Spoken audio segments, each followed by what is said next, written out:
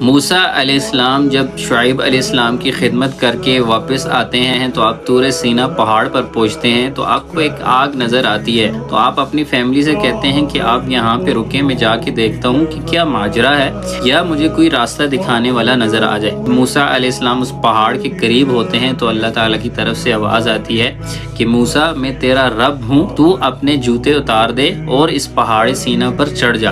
اب سبحان اللہ، آپ امیجن کیجئے کہ موسیٰ علیہ السلام اللہ تعالیٰ سے بات چیت کر رہے ہیں، اور یہ ایک موقع پر نہیں، کافی موقع پر موسیٰ علیہ السلام نے اللہ تعالیٰ سے بات کی۔ بتانے کا مقصد یہ ہے کہ جب موسیٰ علیہ السلام کی اللہ سے باتیں ہو رہی ہیں تو کیا آپ بھی تصور کر سکتے ہیں، امیجن کر سکتے ہیں کہ وہ اللہ تعالیٰ کو بھول سکتے ہیں یا بھول جائیں گے؟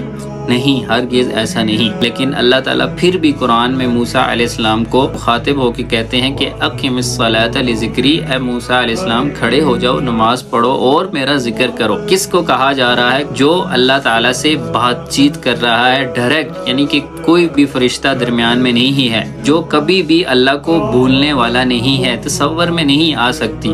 اس آیت کو دیکھیں اور موسیٰ علیہ السلام کی نصیحت جو اللہ تعالیٰ نے موسیٰ علیہ السلام کو کی، اور اپنا محاسبہ کیجئے، اپنے آپ کو دیکھیے کہ آپ کہاں کھڑے ہیں۔ کیا آپ کو اس کی ضرورت نہیں ہے کہ آپ اللہ کو یاد کریں، آپ اللہ کے لیے نماز پڑھیں، آپ اللہ کے لیے صدقہ و خیرات کریں؟ ہم سے اللہ تعالیٰ کیا چاہتا ہے؟ 5 وقت کی نماز ہمیں وہ تو کم از کم پڑھنی چاہیے، اور اپنی استطاعت کے مطابق ہمیں صدقہ و خیرات کرنا چاہیے اور نیکی میں بڑھ چڑھ کر حصہ لینا چاہیے، تاکہ ہماری دنیا اور آخرت کامیاب ہو جائے۔